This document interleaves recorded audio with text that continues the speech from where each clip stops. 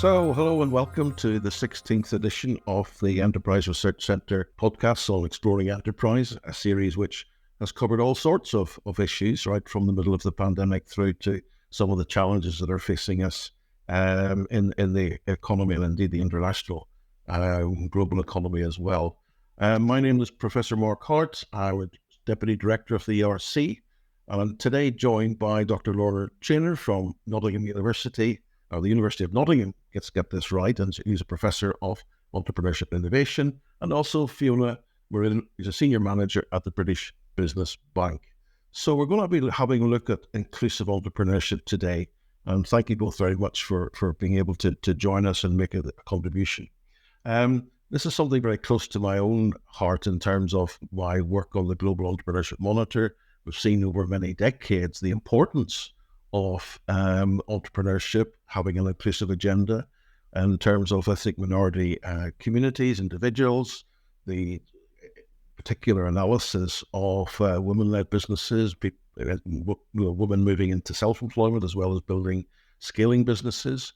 There's a huge number of issues out there which still somewhat surprises me, but nevertheless we live in that sort of society, I guess, whereby there are still huge disadvantages, whether it's access to finance or even some basic business support.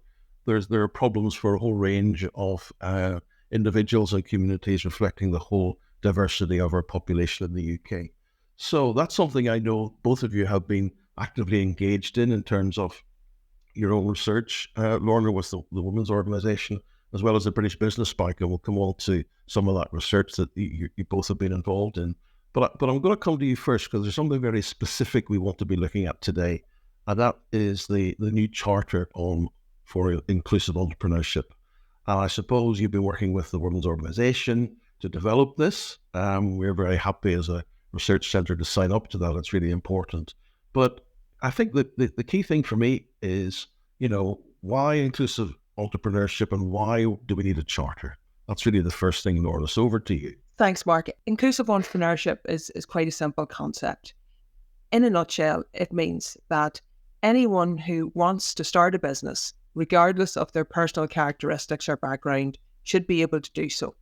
And while it did work with the Women's Organisation, that was part of wider collaboration with the local LEP in Nottingham, FSB, other regional organisations as well.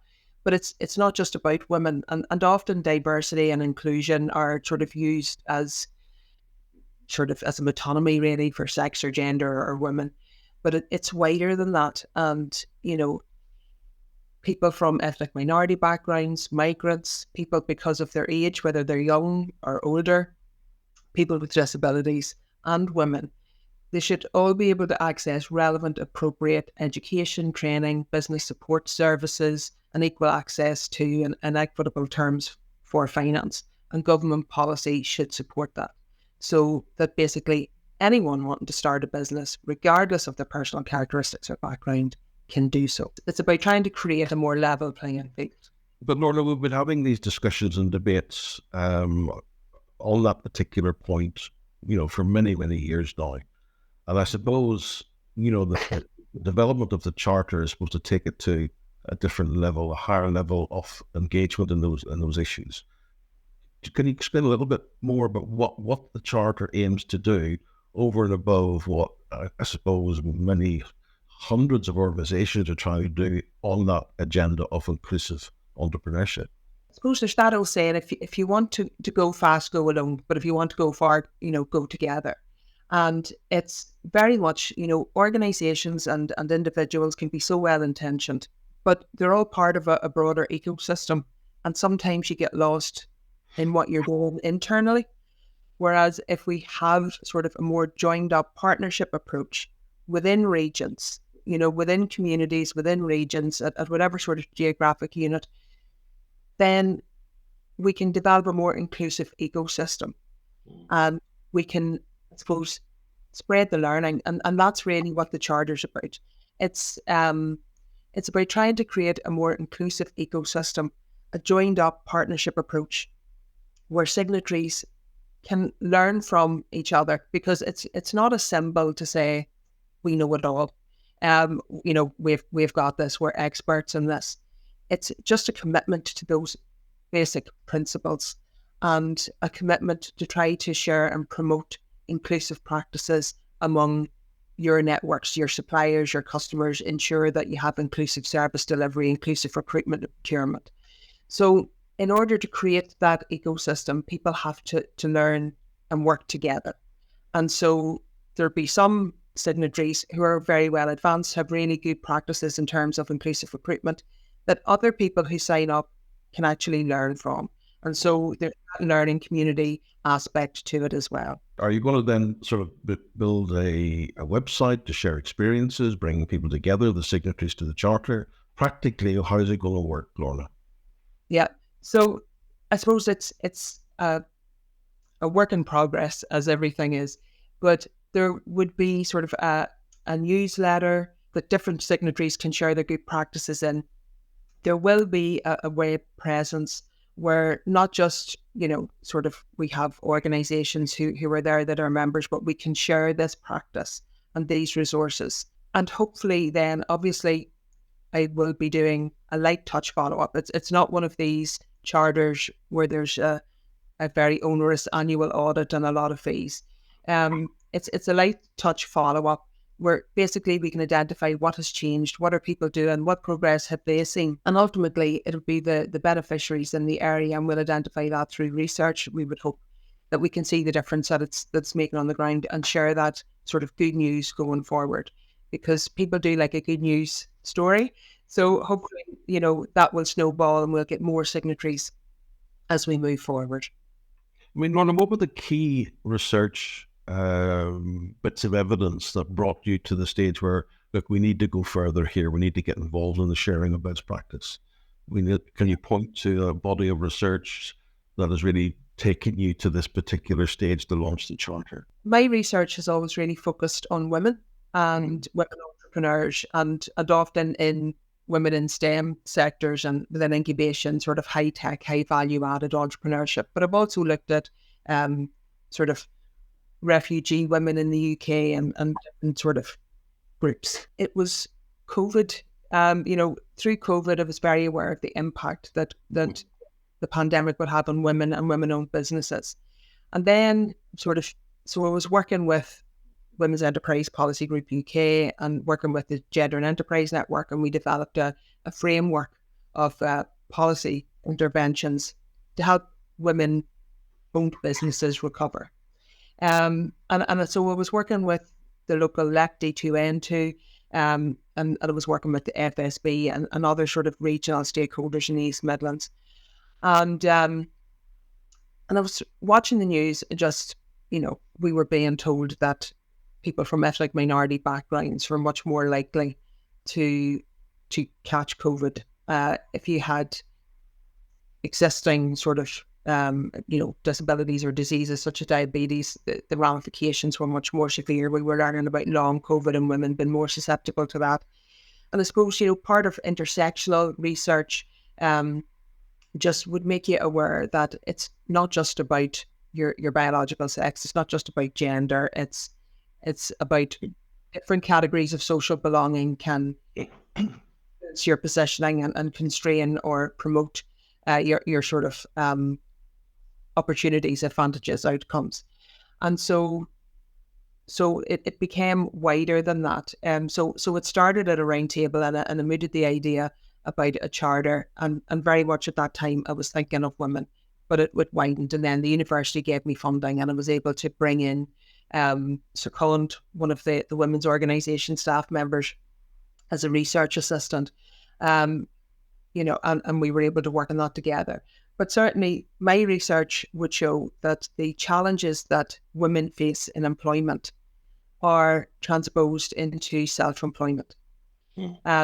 And so those barriers, those gender stereotypes that inform difficulties in recruitment or career progression or the gender pay gap to a certain extent also inform, access to finance when you're trying to start or grow your business, also inform, I suppose, potential customer preferences, so it's that awareness that it really has to be a holistic practice, and that organisations like the benefit system, DWP, have a role to play in this, that employers have a role to play in this. Because if you have a failed business, you're going to face challenges getting back into the labour market and escaping really self-employed poverty. So it's really seeing it as a very wicked, messy problem and trying to take a more holistic approach. Fiona, you've been sitting very quietly listening to this, and on this point of research, I'm really going to come to you now from a business bank, British Business Bank perspective, say, look, you've done some major research on entrepreneurship diversity a couple of years ago, I think right in the middle of the pandemic, I think when you launched that. So why has that become important for you as the British Business Bank? We know why you were set up back in the day to, post great financial crash. Access to finance has been a perennial issue, and you've been a stalwart in that space now for over a decade. So why focus on this area? Thanks, Mark. So the bank, as you say, has always had this interest in kind of fostering entrepreneurship and making sure that entrepreneurs, regardless of who they are and where they're based, can access finance. And what we saw was a growing body of evidence and research that there were barriers to particular groups accessing the finance they needed to start and grow their business.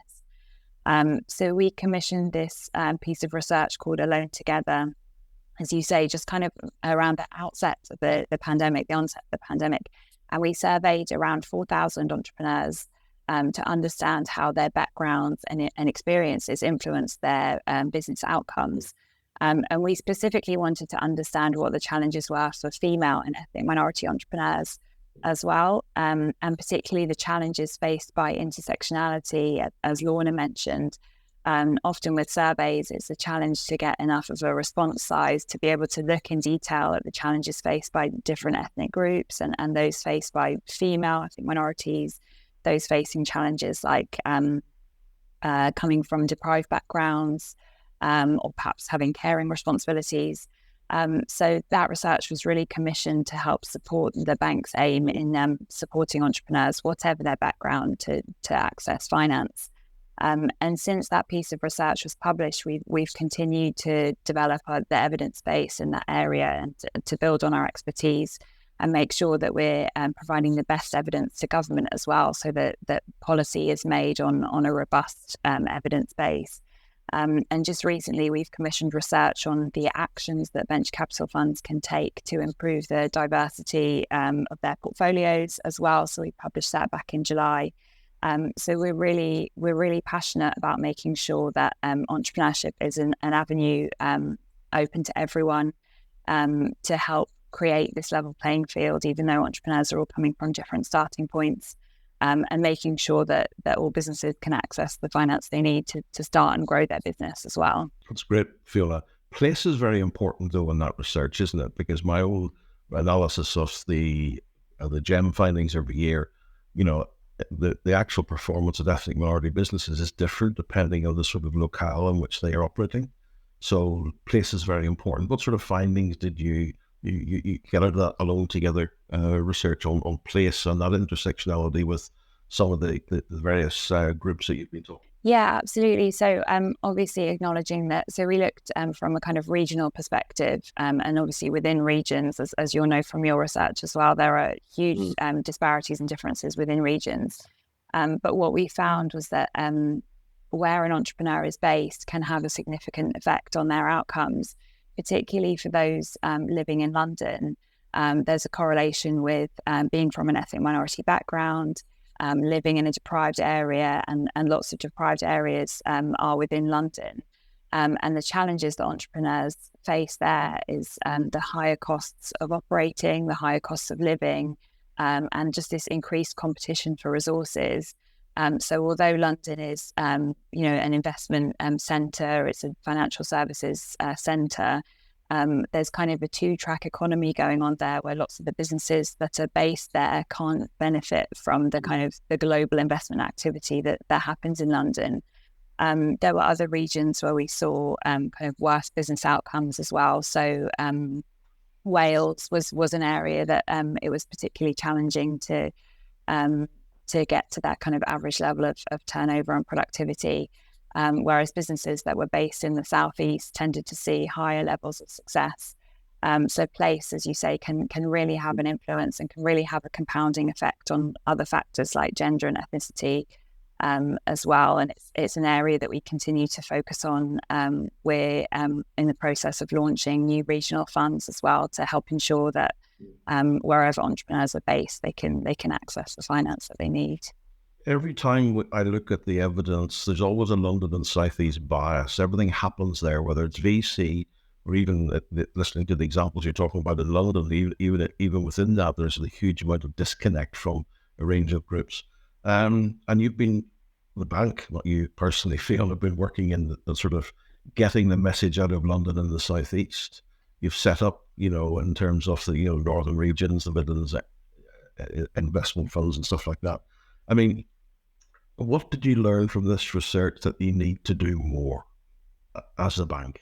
It's a great question. I think what's come out of the research is really, and kind of our broader activity as well, is really ensuring that there's a range of finance options that are available. And I think that's what's really effective about the regional funds as well. It's a mix of different finance options. So whether it's debt, equity, angel investment being really important as well, particularly at the earlier stage of businesses.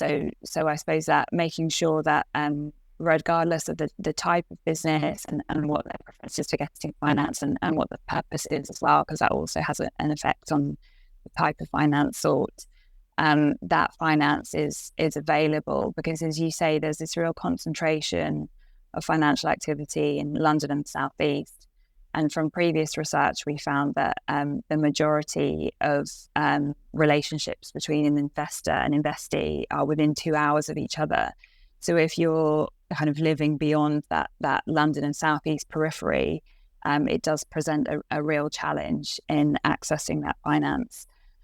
So I think from the Alone Together piece in particular, it's those challenges, and then being mindful of how they interact with other challenges like gender and ethnicity, and making sure, for example, with the fund managers that we work with, we make sure that they have access to broader networks, that they're being proactive in terms of thinking about diversity in their portfolios. We're asking them to report on the diversity of recipients that they fund, and also diversity within their own organisations as well. So just being more active in terms of how we assess those delivery partners that we're going to work with as well. I think that's a very interesting point, Fiona, that, we talk a lot about unconscious bias, but the fact that organisations don't collect the data, in my view, is a huge form of unconscious bias, in the sense that, they just don't know.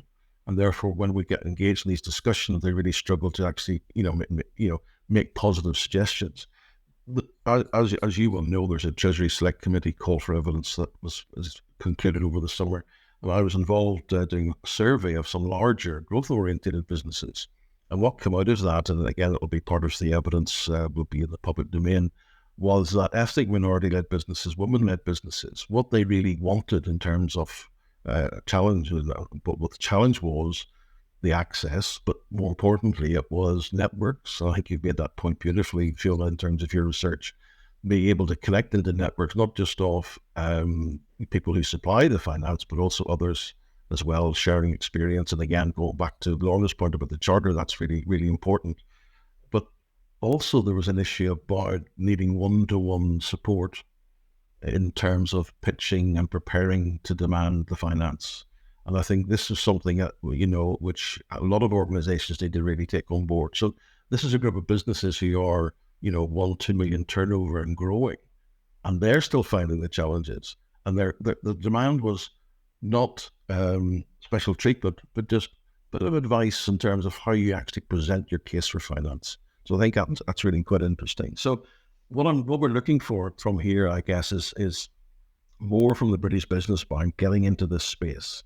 And I suppose that's what's of interest to you, I guess, from the Charter's perspective, about sharing that experience. What can the British Business Bank learn from being part of this wider network? One of the things the Charter does ask for is this disaggregated data, because unless we know what our baseline is, how can we identify who is accessing support, what outcomes they're getting from support, and what the issues are. So how can we ensure that we have that level playing field?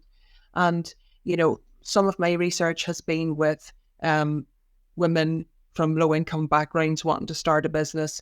I've been working with the Neurodiverse Entrepreneurs Association. And for them, there's real challenges in just putting the pitch together and doing those, and delivering the pitch. Refugee women, the work I did with Ketchadico, they're saying that the traditional networks and sort of start your own business within a business forums aren't always sort of recognised as welcoming or inclusive spaces for them. And so there is a bit of outreach work that needs to be done at all levels for businesses of all scales.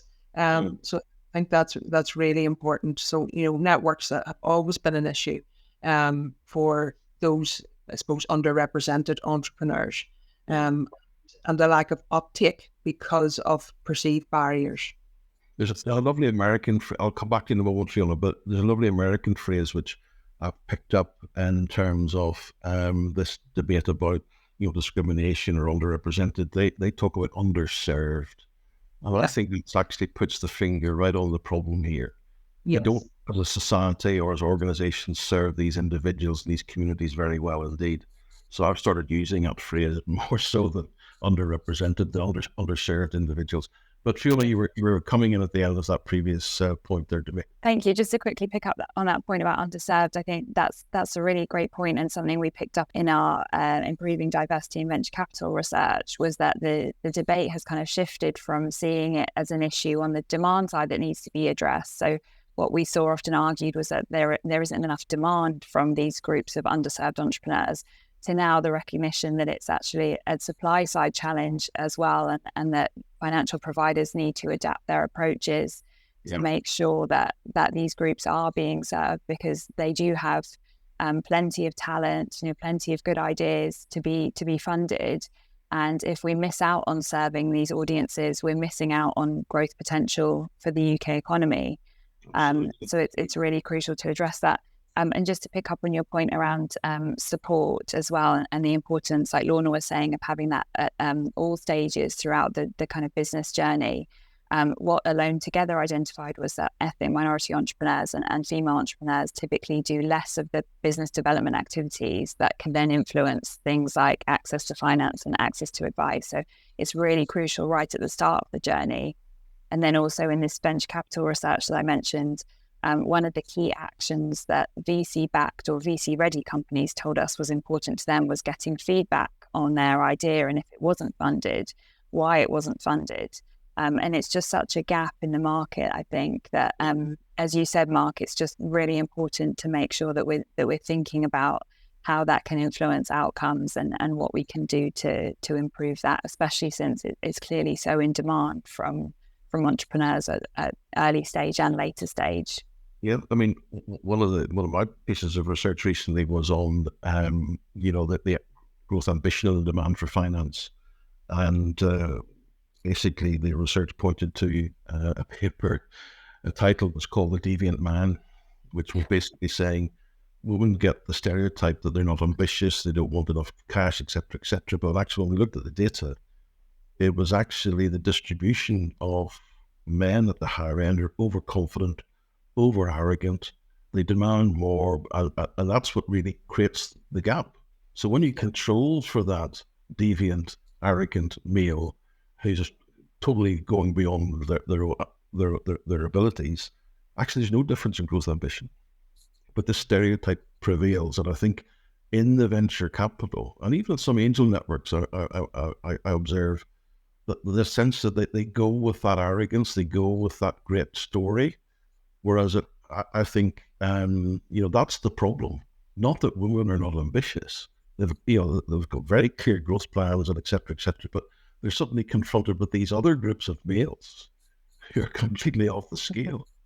On the flip side of that, Mark, is that if you're a VC sitting there and you're used to sort of, these men coming in with inflated sort of figures and, what they're going to do and what they're going to make and give you back in 5 years' time or whatever, then automatically you're probably there thinking, well, even if I take 20% off that, I'll still get a return.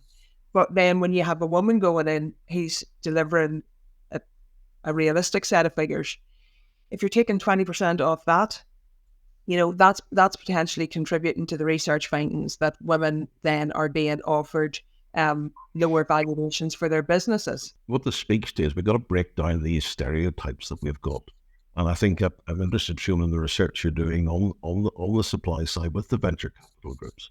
How do you actually change the mindset? Yeah, it's a great question. I think so for us from the research, what really came out was the importance of changing diversity at the top of these organizations. So the decision makers, the people who sit on the investment committees, whether it's getting more representation in terms of gender, ethnicity, place, all those dimensions that we've spoken about, so that they understand and can appraise those markets more effectively when they're being pitched to. And also not having that kind of implicit bias in terms of which questions are asked as well. So we've both just spoken there about different ways of kind of pitching and different attitudes and mindsets, and that then influences the decision makers in terms of the types of questions that they're asking of the propositions that they're seeing and the teams that they're seeing. So making sure that investment committees are diverse is really important. Decision makers, making sure that investment teams who go out and source the deals and source the propositions are more diverse as well, is important, so that people can feel like they can relate or see people who look like them at all stages throughout their kind of interaction with the finance provider, with the VC. Obviously, these are challenges when we're looking at an industry that isn't very diverse to start with. So I think there's a lot of work that needs to be done in terms of improving the pipeline of talent that's actually going into venture capital. I think it still has this kind of reputation as quite a mysterious world. It's not always spoken about as a kind of career path. The way people that come into it is very different between different VCs. So maybe thinking about how we can broaden access to that industry as a viable career option, as well as how we broaden the diversity of investments they make as well. Oh, absolutely. I mean, in terms of the change, I think my colleague Wanda Rao had asked with the Centre for Research and Ethic Minority Enterprise, the report on time to change that was commissioned by or what in partnership with the NatWest Group is an example. We take business support to the community. We think about the networks that they access, not that we create on top of them to think that will suffice. So it's about listening, it's about going to communities and about taking business support into some of the more deprived parts of London, Birmingham, et cetera, et cetera. So I think that's a great example of the supply side mentality has to change and not simply say, well, how do we make it easier for people to get on a website? Well, some people don't have access to the internet. They use the local retail outlets as their access to all sorts of information. But look, Lorna, I want to come back to the charter. Who signed up? We had the Institute for Small Business and Entrepreneurship. We had the Institute of Enterprise and Entrepreneurs, SPEDI, which is the Business Advisor Accreditation organisation, Neurodiversity and Entrepreneurship Association, some regional chambers of commerce, some LEPs and county councils, business support providers like the Women's Organisation and some universities and university research centres. So ERC, CREM, and then we have legal firms such as because they provide services to the business community. And then we have some signatories from the investor community, such as OBU, which is women-owned and has trained women to be angel investors in for women-owned businesses. So that's sort of an interesting venture. And Diversity X, as well as individual entrepreneurs and SMEs. So it's sort of across the spectrum. And I'm hopeful, Mark, that perhaps after today, the British Business Bank will also become a signatory. Who knows?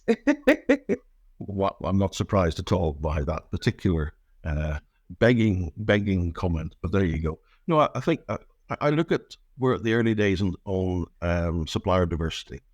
And this speaks to me in the same sort of way in which organizations like, We Connect and MSD UK, Minority Supplier Diversity UK, they got people to sign up and create a movement.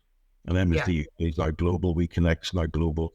And I think that this speaks and reminds me of that sort of momentum that builds behind a particular agenda. And if we can do that for business support and access to finance, access to advice that goes along with it, I think that's really important. Look, I'm conscious of time, and I really want to move to give you an opportunity to sort of give me, I suppose this is what the Treasury Select Committee would want as well in terms of the finance question is, what are the priorities for policymakers? You're part of that group, I guess, Fiona, in terms of what you're seeking to do. But, what do you need to be doing as a bank in the next 2 or 3 years to really make a difference here? And use that awful phrase, move the needle. So I think one for us is the data point. So we touched on this before in terms of the importance of monitoring and reporting on data and holding the industry and also the bank ourselves as the largest venture capital investor in the UK to make ourselves accountable for our decisions as well as helping the industry to improve on this. So I think it's difficult to find robust and accurate data on this from a kind of broader perspective as well. So surveys like the Global Entrepreneurship Monitor that you work on, Mark, they highlight the nature of women and ethnic minority, those from ethnic minority backgrounds as being really entrepreneurial. But I think we need more data. We need data on a wider range of characteristics as well. So typically data does focus on gender and ethnicity, and we use some of the UK-wide business surveys to help us identify some of the challenges as well. So the SME Finance Monitor and Department of Business and Trade business survey, but they're not designed to be representative of these businesses. So we're trying to do the best we can with the limited data that we have, but we have this kind of clouded picture. So I definitely say more data collection on the characteristics of business owners and leaders. And I'd say all policymakers should be thinking about how to collect this data from their users as well. And the government website has some really useful guidance around how to ask these questions because they can be sensitive.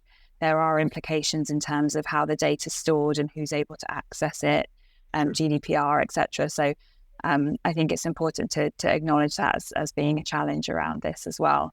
But this data point really feeds into my next point, which is around design. So making sure that policy design is inclusive by consulting a wide range of entrepreneurs in their decision-making process and consultation. And then also coming back to this data and coming back to these views when you're evaluating programs to make sure that you're getting a sense of what's worked well for these groups and what could be improved. And I think what we found from the VC research is if there is this genuine commitment to improving diversity and inclusivity, there's a range of actions you can take that can be effective. But what's important is kind of monitoring, collecting the data and using that to inform decision making. So I think it's really, for me, it would be kind of more data and more thoughtful design about how we design policies for this underserved audience. That's great, Fiona. I mean, just on the point about data, I mean, I'm kicking off this year, 2023, with a longitudinal study of entrepreneurial dynamics. So we're actually, from the GEM survey, taking a group of nascent entrepreneurs, about 10,000 of them, and tracking them over time, 6 months, 18 months, 2 years. So what we're going to be looking at, and we're particularly focusing on the underserved groups, and that's being funded by Be the Business and MasterCard under their Strive initiative. And it really will be in real time beginning to pick up some of the challenges that these individuals and groups have about pulling the resources together to get their business up and running. And obviously one of which of that is finance. So I'm looking forward to joining your crusade to create more data to bring to bear on this topic. So great point, Fiona. Going to come back to you, Lorna, to sort of the point about policy. What's your asking list look like? Well, I suppose a lot of what Fiona has just said, there's great talk about evidence-based policy, and that's great. But I think sometimes some things just don't factor into the thinking or the decision making or the design. So thought has to go into who you give a seat to at the table to take part in that discussion, to make sure that the views of underserved and the needs of underserved people are actually heard and incorporated and baked into the design from the start, rather than trying to retrofit. And data is so important to that. But I think what's also important is we've discussed the importance of place, and place is really important. And I suppose now we're sort of facing another wave of restructuring. And, while devolution offers great opportunities to address local needs and build upon regional strengths, I suppose a potential drawback may be an increasingly fragmented system with enterprise support and the range of supports being very much a postcode lottery, perhaps. So I think it would be important that there's an agreed minimum level of provision across the UK in terms of business support for startup, for growth, and that support is designed to be inclusive. So, I think... I think what you're talking about is an English disease, Lorna, whereas I look at England as being the problem of a postcode lottery, and I don't want to get into a debate here about levelling up at the end of our podcast. That's for another day. But I think the key thing for me is that business support is in a complete mess in England. The UK Shared Prosperity Fund is just stuck, and come down to, even projects that have been approved. The memorandum of understanding are just being issued, and this money has to be delivered and spent by 25 with the outcomes. It's ridiculous. So I think it's an English issue, because when I look at Scotland, Wales and Northern Ireland, there's a much more mature, stable business support, not perfect, but looks the same. And you know what's really important? The people who run it are the same people year after year after year. Whereas here in England, we seem to find that, it's short-termism all the time. And, the reps have come and gone. The growth hubs are still with us, but at the same time, they're underfunded. People don't see a career working in a growth hub, but they should. They do in other parts of the UK. So that's a little rant from me at the end of that. But listen, final point for you, Lorna. How can our listeners find out more about the Charter for Inclusive Entrepreneurship? Point them to where they need to find out stuff. Okay, so if you're on X, formerly known as Twitter, you can look out. It would be at Charter_4.